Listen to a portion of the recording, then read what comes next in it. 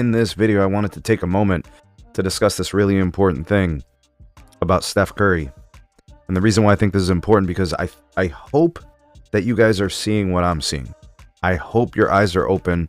And in this video, I hope your mind is open to this concept about Steph. I want to start first with the factuals. Steph Curry is 37 years old. This is not a spring chicken. This is a dude that has played, I mean, what are we talking about here? He's got to be 17 seasons. You know, like, he's been playing forever. You know, we talk about LeBron and his 22 seasons. I think Steph is like 17 or something. I don't know. I'll have to go back and look. But it's really not that important. But I want to say this about Steph Curry. He's 37 years old, and he for sure has slowed down. Like when I watch him play, his first step isn't as fast.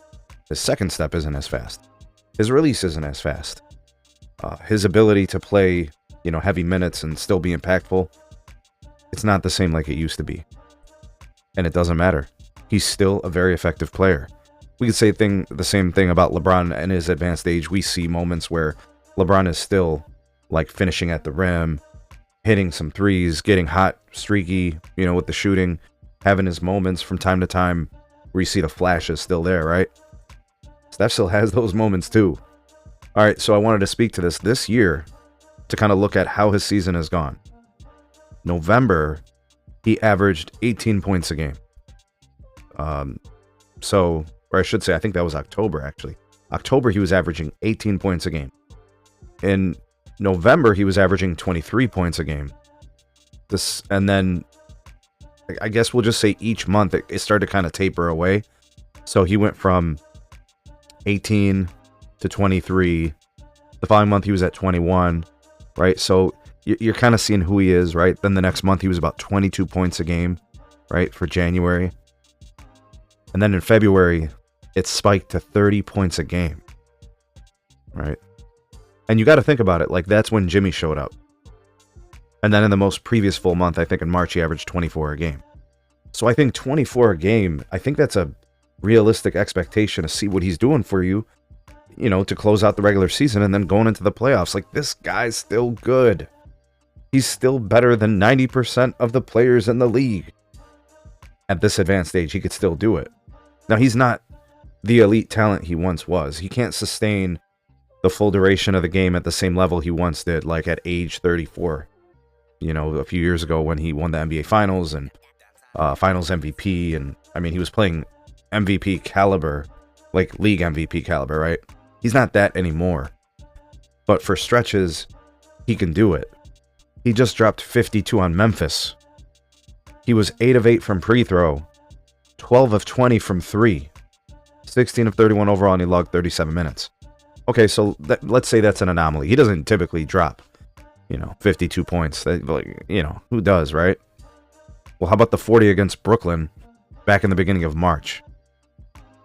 Or how about the 56 against Orlando back at the end of February? Or the 30 against Dallas?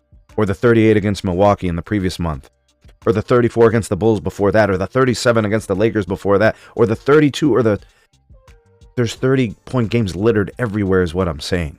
He's still very capable of knocking down 5, 6, 7, 8 3-pointers. That's enough to really just destroy the morale of a team, right? He's still a menace. He's still a problem in his advanced age. Yes, the first step is not as fast as it used to be. I know he's not going to be logging 45 minutes a game. He can't do that. But for those 30 to 35 minutes, he's giving you hell. And I know it's not the same Steph from 2015, 16, 17, 18, 21, 22.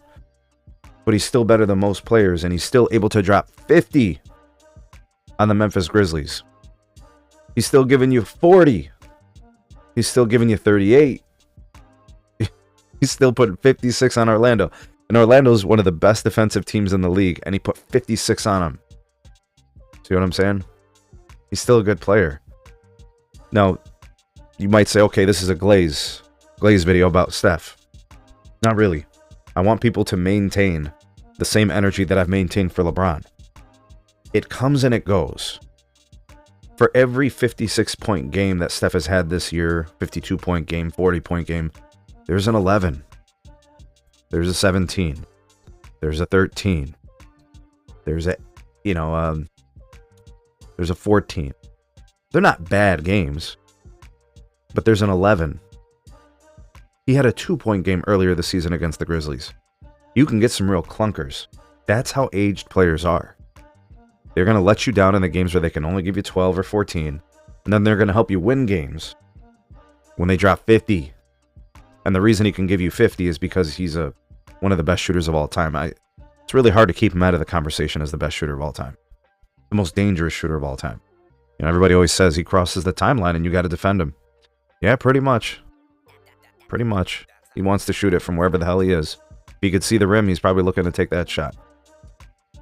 And now the Warriors have a very good defense because of Jimmy Butler and Draymond, and they're more dynamic they were than before the trade. All I'm saying is this. The Warriors are going to be dangerous in the playoffs. They can win their first round matchup. They can probably win their second round matchup depending on who it is. And Steph is the reason why they're dangerous. Yeah, Jimmy's good and Draymond is good and all those things, but when it comes to the threat of what Steph can bring to the table, he's still pretty amazing, even if he is only 90% of what he used to be or 80% of what he used to be. Actually, I'll ask you, on a percentage scale, how much of the old Steph is left? Like if you take peak Steph, maybe from like 2015 to 2023, right? I'd say that's his peak, right? That middle part of his career. Peak skill, peak athleticism, peak wisdom, that collectively, that peak. Kind of like LeBron from like 2015 to 2018, how it maybe wasn't his peak physical prime like Miami, but it was his peak offensive prime because the bag was more diverse and he was more reliable as a scorer, right? How much of that Steph is left? Do you guys think it's 70%, 80%, 90%? And how dangerous is Steph and the Warriors in the playoffs? Let me know. Drop me some comments. What do you think of Steph? Do you think this is fool's gold? Do you think he's going to disappoint in the playoffs? I think they're going to be all right. I think the Warriors are going to... I think the upside their ceiling is Western Conference Finals, and I think they're a lock for a first round victory. And then, depending on who the matchup is, they got a chance to win their second round matchup. Let me know what you guys think about all this. Like, share, subscribe. Check out some more of our videos. We'll see you guys on the next one.